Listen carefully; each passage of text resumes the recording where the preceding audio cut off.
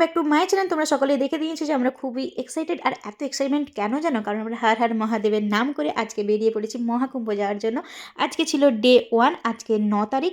আর আমরা পেয়েছিলাম পাটনা পর্যন্ত বাসের টিকিট। তো বাসটা পরের দিন সকালে নামাবে, মানে 10 তারিখ সকালে নামাবে 10:30টার দিক করে। তো আমরা 3 জনে থাকবো, আর ঢং হবে না এটা হতে পারে কি? তো আমরা একটু ঢং ঢং করে নিলাম। তারপরে এই দেখো খাবার তো খুলতেই পারছিলাম না। ফাইনালি খাবারটা খুলতে পেরেছি। তো এবার খাওয়া দাওয়া বাস কিন্তু আমাদেরকে অন টাইমে নামিয়েছিল। আমরা পাটনা জাংশন থেকে বারাণসী জাংশনে যাওয়ার জন্য রওনা হয়ে গেলাম। আর এটা আমাদের 11:30টায় ট্রেনটা ছিল।